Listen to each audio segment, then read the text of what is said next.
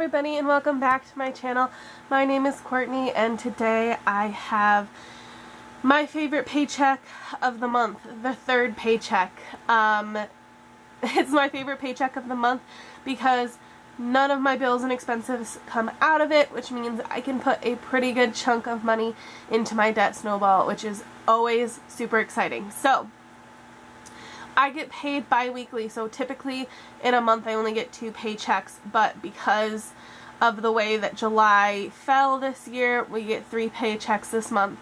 And like I said, I'm super excited. So if you're used to watching my videos, you know that it's missing some pieces. But this is probably going to be a fairly short video, so let's get into it. So I'm going to start with my cash envelopes today, since I don't have to worry about my bills and expenses. The cash envelopes are the ones that I keep in my wallet at all times. They are my 4 most used envelopes. I am going to take a quick second to plug my cash envelopes that I sell on Etsy. I've been trying really hard to promote this and grow my business on Etsy, so I really don't like to self-promote, but I am going just to take a couple quick seconds to show you the pictures of my favorite designs that I have on my my Etsy page right now. So starting with cash envelopes, I have my spending envelope, and this gets $60. So like I said, I get paid bi-weekly, so I split this $60 in half, and I get about $30 each week for my personal spending. So I can spend it on whatever I want: coffee, soda at the gas station, a mani-pedi, whatever it happens to be that week that I want. But once this money is gone, it is gone. Next is gas. This also gets $60. And like I said in my last paycheck video, typically I don't use this entire budget, but if I don't use it all, it goes into my debt snowball. So I do keep it at $60 just in case I need all of it. Next is groceries.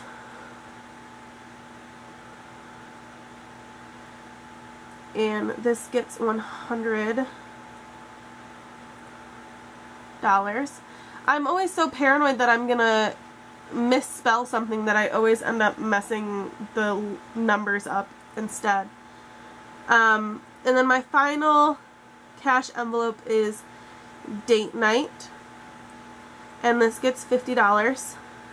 I like to split date night with my boyfriend. I don't think it should be his sole responsibility to pay for everything, so I do make sure to include a budget for going out to eat or doing something fun. Obviously our choices are limited right now due to COVID, but we are able to go into some parks and stuff like that, so sometimes we have to pay parking fees. So the total of my cash envelopes is $270. So none of these numbers are really like fixed. So basically what that means is I may spend less in any of these categories. I will never spend more, but if I end up only using like $40 in gas by my next paycheck, I will put the extra $20 into my debt snowball. So I did want to just kind of throw that out there. Just because you budget this money does not mean that you have to spend it. You can roll it over into next week, meaning if there's $20 left over in your gas budget, if you roll it over, that means that the next week you have $80 in your gas budget.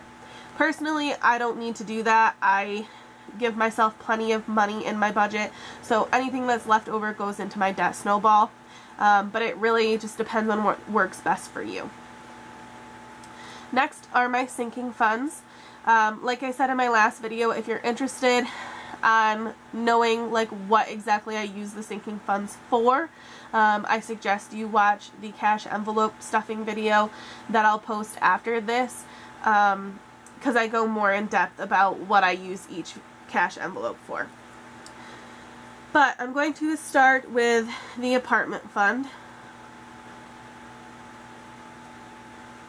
This gets $40, and my boyfriend and I both contribute $40 out of each paycheck to the apartment fund. Next is medical, which gets $20. Then it is my car sinking fund, which also gets $20. Does anybody else do that? Write your twos differently? Like sometimes I'll do a traditional 2, and then sometimes I'll do kind of like what I call a cursive 2. I don't know. Maybe I'm the only person that does that, but if you also do it, please let me know in the comments below. Next is gifts, which I explained in my last video.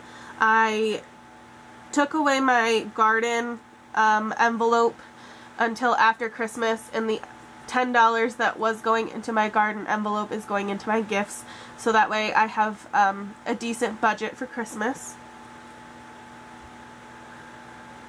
Next is travel, which gets $10.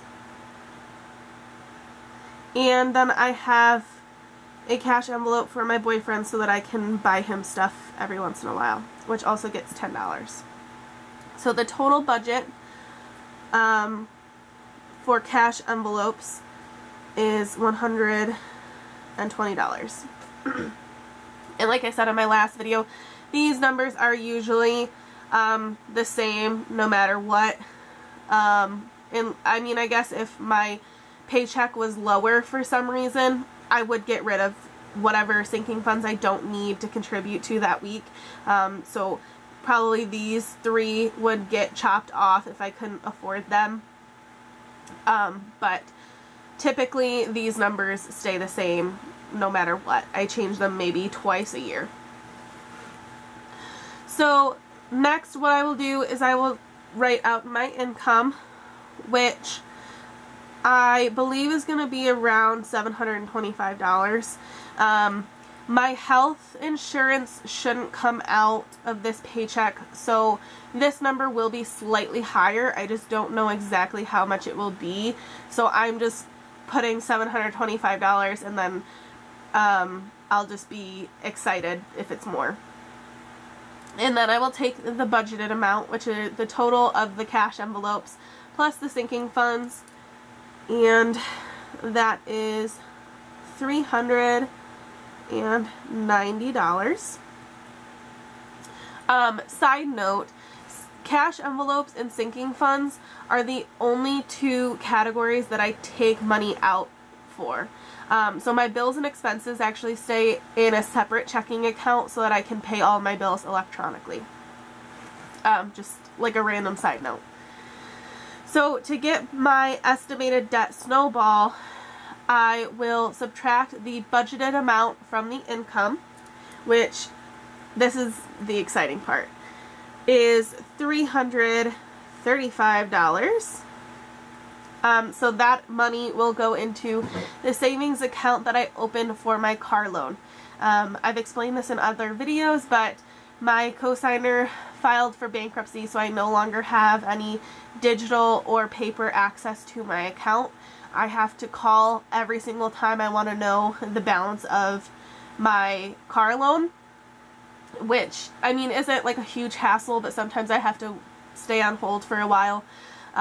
So instead of paying extra payments every month, I am putting them into a savings account that's labeled car loan that I do not touch. And then once I have around $3,000 in that savings account, I will call them and figure out exactly how much I need to pay off the car. And if I need more, I'll save for a little bit longer. But if that's the amount that I need to pay the car off, I will send them that money and call it good. So, I said estimated debt snowball just because if I don't use all my cash envelope money, that will go into my debt snowball as well. So this could potentially be higher, which is even more exciting. But yes, I really hope that you guys enjoyed this video. It is a little bit shorter, but this is my favorite paycheck to write out. In just a couple days I will have the cash envelope stuffing video that goes along with this posted, which, like I said in my last video, seems to be a pretty popular video on my channel. So if you like this video, please consider giving it a thumbs up and subscribing to my channel. I am so close to 100 subscribers, and I will see you in the next one. Bye!